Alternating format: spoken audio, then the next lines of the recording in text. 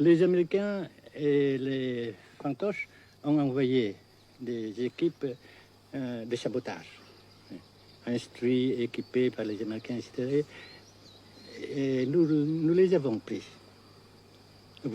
Peut-être vous avez entendu parler, n'est-ce pas, des procès. Oui. Et vous en avez pris souvent, à diverses reprises? Assez souvent. Est-ce que vous avez peur que les Américains portent la guerre au Nord-Vietnam? Nous n'avons jamais peur, n'est-ce pas? Comme les Français aussi, on dit que peur n'existe pas. Est-ce que vous pensez, Monsieur le Président, qu'il y a une solution militaire à la guerre du Sud-Vietnam? Non. Parce que vous savez que le peuple Vietnam, c'est un. Et le pays du Vietnam, c'est un. Les Américains ont fait une guerre d'agression, comme qui dit, c'est une guerre non déclarée.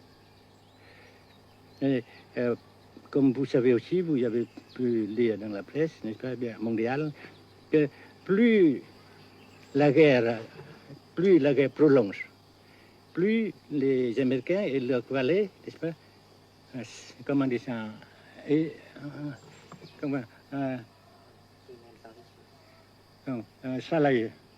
s'enliser, et plus ils supportent des échecs, comme vous savez récemment, n'est-ce pas. Par conséquent, la guerre ne peut pas durer éternellement. Et je suis très heureux que les politiciens haut placés français ont reconnu cela. Vous pensez que le général de Gaulle pourrait en quelque sorte, à un certain moment, arbitrer le conflit?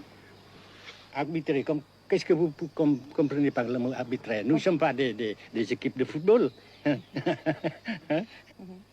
Mais au-delà des accords de Genève, si je ne me trompe, une idée du général de Gaulle est la neutralisation de tout le sud-est asiatique. Est-ce que c'est une idée qui vous semble intéressante? Comme j'ai déjà dit quelquefois, c'est une idée intéressante. Mais ça dépend encore de la volonté de ces peuples et la manière comment on procède à réaliser. C'est une grande question, n'est-ce pas? Et je ne peux pas dire que je suis d'accord. Et je ne dis pas que je ne suis pas d'accord, n'est-ce pas? Mais parce que vous dites, par exemple, fleurs. Fleurs, il y a beaucoup de sortes de fleurs. Il y a des roses, des blanches, des rouges, etc. Et il y a qui sont bons et d'autres qui ne sont pas bons. Mais on dit fleurs. Oui. Monsieur le Président, nous avons constaté avec chagrin qu'au cours de notre voyage au Nord-Vietnam, que l'influence française était devenue à peu près inexistante dans votre pays. Les moins de 25 ans ne comprennent plus du tout le français. Et je me demande si, à votre idée, des rapports peuvent se rétablir tels que la France continue à jouer une sorte de rôle culturel ici. Avec la France surtout et avec tous les autres pays. Nous voulons avoir une coopération amicale, culturelle, économique, etc. Mais je suis sûr que vous ne voulez pas avoir, n'est-ce pas, que la France ait l'influence qu'elle avait avant. C'est une autre chose. Naturellement, c'est une autre époque. Mais coopération culturelle, économique, qu'est-ce qu'il y a encore, sportive par exemple, oui. etc., n'est-ce pas, nous le désirons. Si la guerre se cristallise au sud et se poursuit encore pendant quelques années, pensez-vous que l'avenir économique du Nord-Vietnam soit viable? Je suis sûr que c'est non seulement viable, mais ça progresse. Parce que vous avez vu vous-même, vous avez constaté vous-même qu'ici, nous travaillons beaucoup, notre peuple travaille beaucoup, avec abnégation, n'est-ce pas, et avec dévouement, avec enthousiasme. Et d'un côté, nous travaillons pour, comment dirais-je, principalement, n'est-ce pas, de nos propres forces, de nos propres... Et aussi, nous avons, n'est-ce pas, l'aide fraternelle des pays socialistes, n'est-ce pas. Alors, nous, puisqu'ici et après cela, n'est-ce pas, nous avons déjà réalisé des progrès. Pas très grand comme nous voulons, mais nous avons réalisé des progrès.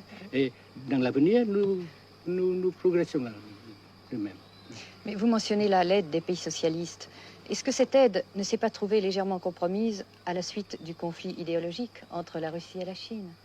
Non, parce que ces questions, n'est-ce pas, différences idéologiques entre nos différents partis frères, c'est nos affaires intérieures. Ça passera. Et l'unité, ça se fera. Mais l'aide fraternelle continue et continuera. Et c'est très précieux pour nous. Bien sûr. Mais certains ont l'impression chez nous, Monsieur le Président, que le Nord-Vietnam se trouve actuellement assez isolé, asphyxié même, et que politiquement, il pourra difficilement éviter de devenir une sorte de satellite de la Chine. Qu'est-ce qu'on peut répondre à cela? Jamais.